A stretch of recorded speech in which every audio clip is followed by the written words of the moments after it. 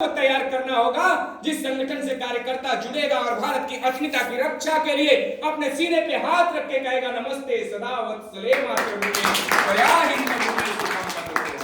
जिसका लक्ष्य होगा, जिसका उद्देश्य होगा, जिसके हृदय में मात्र एक ही वो गीत गूंजेगी, चंदन है इस देश की माटी तपोभूम हर ग्राम है, हर बाला देवी की प्रतिमा बच्चा बच्चा राम है। ऐसे उद्देश्य को लेकर के 1925 में उस व्यक्ति ने राष्ट्रीय कांग्रेस को छोड़ करके और एक ऐसे संगठन को स्थापित किया जिसका नाम पड़ा राष्ट्रीय स्वयंसेवक संघ। मेरे बंधुओं, राष्ट्रीय स्वयंसेवक संघ की स्थापना 1925 में हुई। आपके सामने ये विषय आ चुका है, मुझे नहीं रखना चाहिए, लेकिन मैं उससे लेके चलता हूं भारतीय जनता पार्टी और हमारा कर्तव्य। मेरे बंधुओं, राष्ट्रीय स्वयंसेवक संघ की स्थापना हो गई, पूरे भारत में काम करने के लिए कार्य भी मिल गए, लेकिन हमारे बीच में 50% यदि पुरुष हैं तो 50% माताएं भी हैं, उनके बीच में कौन काम करेगा? इसलिए संघ ने चिंतन किया और 1936 में एक ऐसे संगठन का नाम दिया जिसका मात्र शक्ति संगठन पड़ा। माताओं के बीच में जाकर के वो माताएं काम करेंगी। आज अपने समाज में 2 लाख से ऊपर माताएं पूर्णकालिक के रूप में घर दरवाजे को छोड़ के रानी लक्ष्मीबाई के रूप में ये मेरा भारत आजाद रहे, ये मेरा भारत सोने की चिड़िया बने, वही भारत मुझे चाहिए जिस भारत की कल्पना छत्रपति शिवाजी की माता जी ने दिखाया था कि उस ध्वज को उतारो और जब उतार दोगे तो मेरा भारत आजाद हो जाएगा। उस भारत की कल्पना वो माताएं आज लेकर के और भारत में काम कर रही है और प्रत्येक उन माताओं को सिखाने का कार्य कर रही है कि भारत यदि आजाद है तो गुरु गोविंद सिंह के उन दोनों पुत्रों के वजह से है, जिन पुत्रों ने दीवार में चुनना स्वीकार किया लेकिन भारत के साथ गद्दारी करना स्वीकार नहीं किया था। मेरे बंधुओं, ऐसे विषय को लेकर आज हमारे बीच में माताएं काम कर रही है। मेरे बंधुओं, आगे संगठन जब काम करता है तो हम सभी के बीच में 1948, 1977, 1978 के बीच में ऐसे संगठन हम सभी के बीच में आते हैं जिन संगठनों ने हमें अनेक रूप से जागृत किया और हमारे अंदर के उस छुपी हुई शक्ति को जगाने का काम किया। जिन शक्तियों ने भगत सिंह चंद्रशेखर आजाद, जो शक्तियां भगत सिंह चंद्रशेखर आजाद के अंदर थी और उनके अंदर ये ललक था कि ये भारत आजाद होगा, मैं मरता हूं मर जाऊं लेकिन भारत आजाद होना चाहिए। मेरे बंधुओं, उसी शक्ति को हम सभी के अंदर जगाने के लिए संगठन ने हमारे बीच में, राष्ट्रीय स्वयंसेवक संघ ने हम सभी को एक ऐसा संगठन आगे चल के दिया। 1948 में अखिल भारतीय विद्यार्थी परिषद, जिसका नाम पड़ा अखिल भारतीय विद्यार्थी परिषद। संघ ने चिंतन किया, संघ के लोगों ने चिंतन किया कि विद्यार्थियों के बीच में भी एक ऐसा संगठन होना चाहिए जो संगठन विद्यार्थियों के पास जाकर के उन्हें जगाए कि आप एक विद्यार्थी ही नहीं हो, आप भगत सिंह के वंशज हो, आप एक विद्यार्थी ही नहीं हो, आप चंद्रशेखर आजाद के वंशज हो, आप सिर्फ एक विद्यार्थी नहीं हो, आप भारत माता के पुत्र हो। अभी अध्यक्ष जी ने कहा कि दुनिया के लोग अपने देश को देश मानते होंगे, लेकिन भारत में पैदा होने वाला और भारत में मरने वाला प्रत्येक व्यक्ति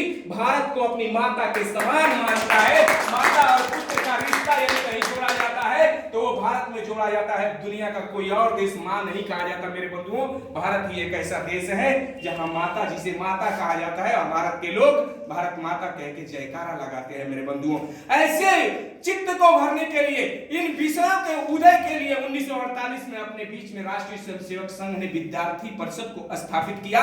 आज विद्यार्थी परिषद दुनिया में, भारत ही नहीं दुनिया में, दुनिया के लोगों के अंदर राष्ट्र भाव को भर के धर्म भाव को जागृत कर रहा है। और मेरे बंधु, जिस राष्ट्रीय व्यक्ति के अंदर धर्म भाव होगा और जिस देश के नागरिकों के अंदर राष्ट्र के साथ साथ धर्म की रक्षा करने का भाव होगा, वो देश कभी टूटेगा नहीं, देश कभी एकल नहीं होगा।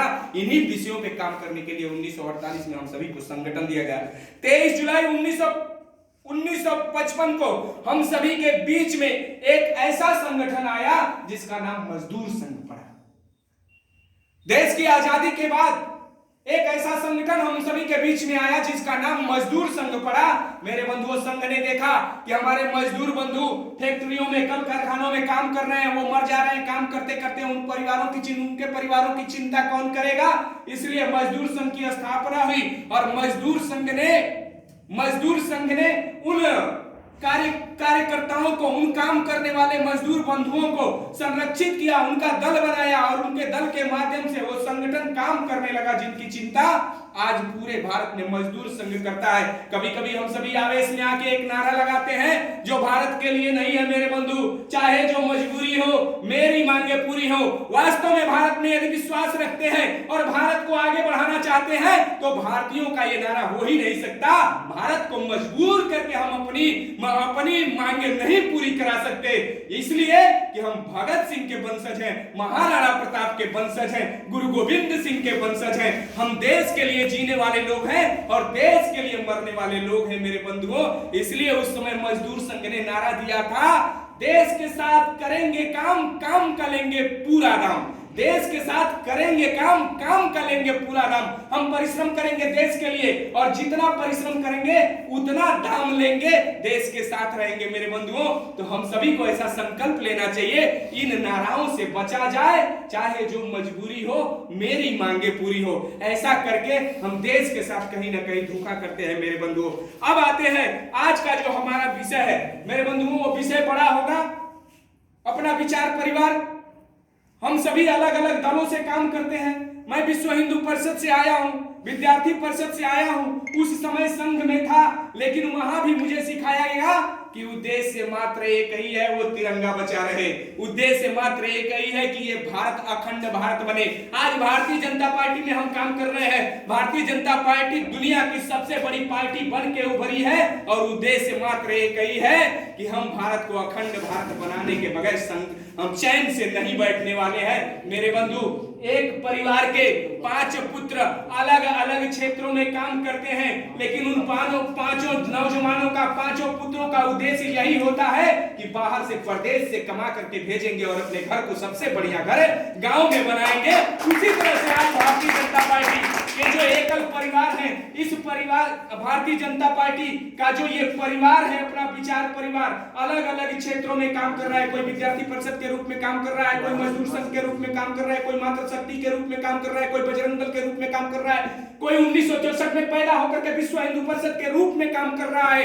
अलग अलग क्षेत्रों में काम करते हुए उद्देश्य हमारा एक ही है कि भारत अखंड भारत बने। भारत पे वो पताका लहलहाती रहे जो राम के रथ पे लहला रही थी, भारत में वो पताका लहलहाती रहे जो कृष्ण के रथ पे लहलहाती थी मेरे बंधुओं। इस उद्देश्य को लेकर के हम सभी काम कर रहे हैं। संतों के बीच में जाएंगे, भारत की गरिमा को बचाने के लिए, भारत की संस्कृति को बचाने के लिए कौन काम करेगा, इस पर द्वितीय सरसंघ चालक माधवराज सदाशिवराव गोलवलकर जी ने चिंतन किया और विश्व हिंदू परिषद नाम के संगठन को दिया। संगठन का नारा संघर्ष में जन्म और संघर्ष ही कर्म, ऐसा विश्व हिंदू परिषद ने नारा दिया मेरे बंधुओं। और हम सभी को याद होना चाहिए, कुछ बड़े वृद्ध बैठे हैं, 1989 में जब लाल कृष्ण आडवाणी जी ने रथ यात्रा निकाली थी तो उस रथ यात्रा के पीछे कहीं न कहीं हाफ पॉइंट के रूप में संघ और विश्व हिंदू परिषद नेतृत्व कर रहा था मेरे बंधुओं, जिसका परिणाम आया 6 दिसंबर 1992 को 400 वर्षों, 450 वर्षों के उस गुलामी के ढांचे को भारत की तरुणाई ने मात्र 2.5 घंटे में खत्म कर दिया। मात्र 2.5 घंटे में हम सभी ने खत्म किया भारत की तरुणाई की वजह से। और हमने कहा अपने पुराने घर को तोड़ा है और नया घर बनाएंगे। ठीक है, सुप्रीम कोर्ट ने गया, सुप्रीम कोर्ट ने हमें आदेश दिया, हम शान से बना रहे हैं मेरे बंधुओं। लेकिन वास्तव में 1925 में संघ स्थापित नहीं हुआ होता और 1951 में हमारी विचारधारा को लोकसभा और विधानसभा में उठाने वाला भी कोई चाहिए, जनसंघ नहीं आया होता और 1951 से 1980 में हम जनसंघ से भारतीय जनता पार्टी में नहीं उदय हुए होते तो मेरी बातों को लोकसभा और विधानसभा में उठाता कौन? हम रोड पे चिल्लाते रहते, लाठियां खाते रहते, मेरे विषय को कोई उठाने वाला नहीं रहता। लेकिन मेरे बंधु 1951 में गोलवलकर जी ने चिंतन किया, एक राजनीतिक पार्टी होनी चाहिए। 1980 में उससे भी बड़ा चिंतन किया गया, एक राजनीतिक पार्टी, एक ऐसी मजबूत पार्टी होनी चाहिए जिसका राष्ट्रीय अध्यक्ष और नेतृत्व करने वाला अटल बिहारी वाजपेयी जैसा व्यक्ति हुआ मेरे बंधुओं। 1980 में राष्ट्रीय अध्यक्ष अटल बिहारी वाजपेयी जी बने और उद्देश्य वही था कि भारत अखंड भारत बने, भारत मजबूत भारत बने।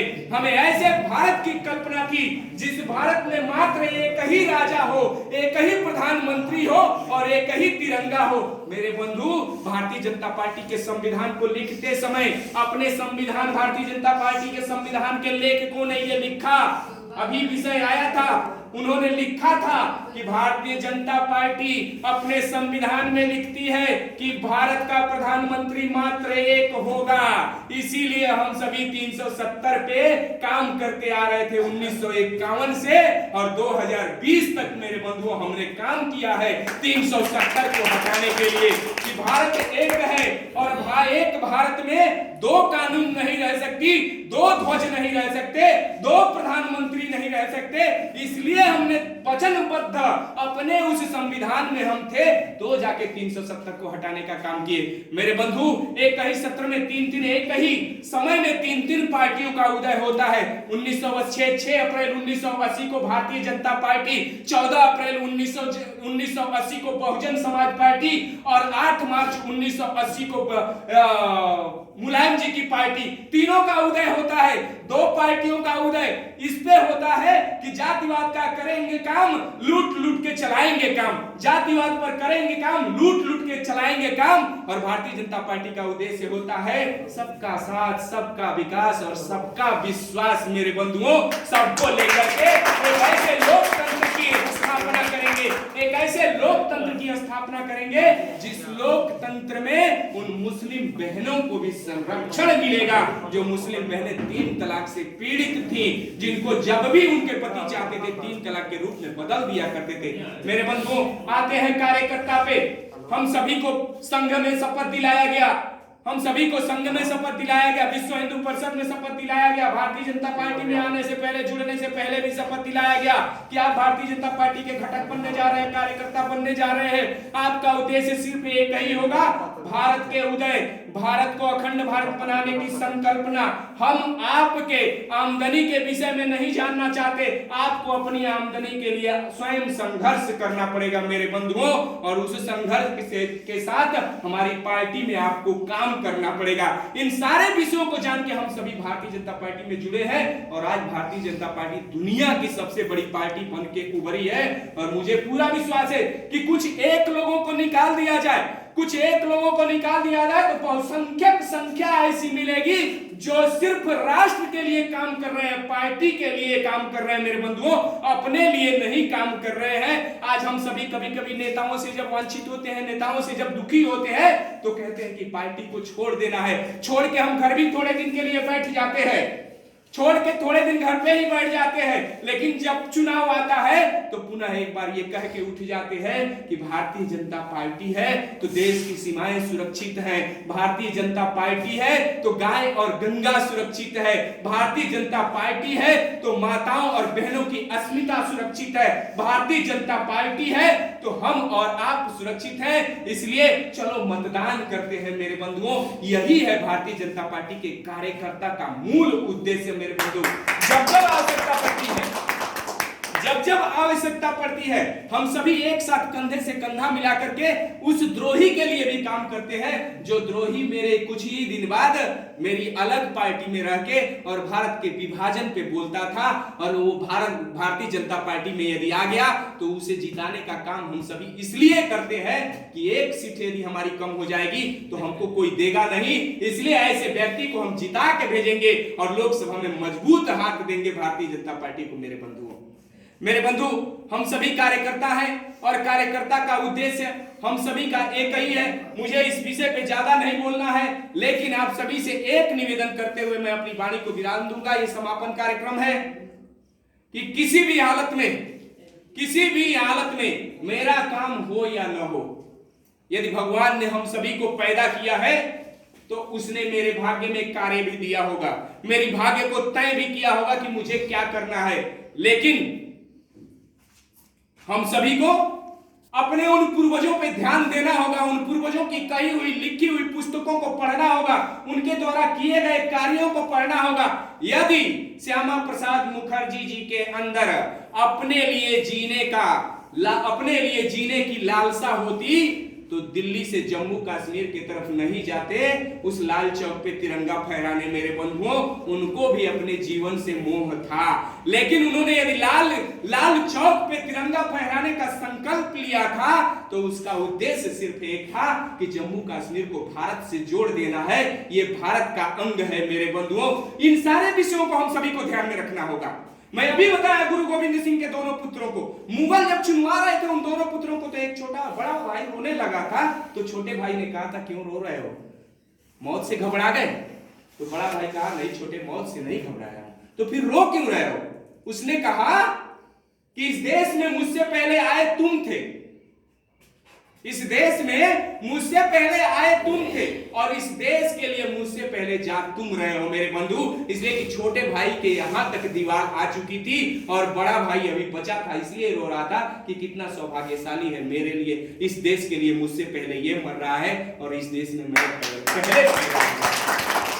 भारत माता की जय। इन विषयों को हम सभी को ध्यान देना होगा कि हमें अपने कर्तव्य को करना है। अपने परिवार को चलाने के लिए अलग से मुझे काम करना पड़ेगा, लेकिन देश की अस्मिता के लिए, राष्ट्र को परम वैभव पे पहुंचाने के लिए हमें ठीक उसी तरह से काम करना पड़ेगा जिस तरह से छत्रपति शिवाजी महाराणा प्रताप घास की रोटी खा करके और इस राष्ट्र को बचाने का काम किया। यदि उस समय घास की रोटी खा करके देश को बचाने का कार्य किया जा सकता है, तो आज हम सभी भारतीय जनता पार्टी के साथ जुड़ करके अपनी मेहनत से अपनी कमाई की रोटी खा करके और हर पंचवर्षीय योजना में भारत के उत्थान के लिए, भारत को अखंड बनाने के लिए, गाय गंगा की रक्षा के लिए हम बार बार राष्ट्र के लिए मतदान करेंगे। ऐसा संकल्प हम सभी को लेना चाहिए और यही संकल्प हम सभी को अलग पार्टियों से अलग करता है और महान बनाता है। मेरे बंधु, अभी हम सभी जब देवरिया की चर्चा कर रहे थे तो किसी भाई ने कहा कि ऐसे कार्यकर्ता कहीं नहीं है। वास्तव में नहीं है, किसी भी पार्टी के पास इस तरह के कार्यकर्ता नहीं है और उतने स्तर पे जाकर के, बूथ स्तर पे जाकर के कार्य करने वाला कार्यकर्ता नहीं है। 20-20 की टोलियां बनी हैं, उन टोलियों में अध्यक्ष बने हैं, उन टोलियों में महामंत्री और मंत्री बने हैं, उन टोलियों में पन्ना प्रमुख बना है, उन टोलियों में फोन प्रमुख बना है, उन टोलियों में मोटरसाइकिल प्रमुख बना है। हमारे एक एक प्रमुख यदि काम करते हैं तो मुझे पूरा विश्वास है कि आने वाले समय में भारत अखंड भारत के रूप में संकल्पित होगा, तैयार होगा। वो सारे हमारे कटे हुए अंग भारत में पुनः विलय करेंगे, जो अंग कट करके हमसे अलग भाषाओं में बात करते हैं, और हम सभी की एकता, अखंडता ही भारत को मजबूत करेगी। आज का मेरा विषय इतना ही था। मैं अपनी गाड़ी को विराम देते हुए आप सभी को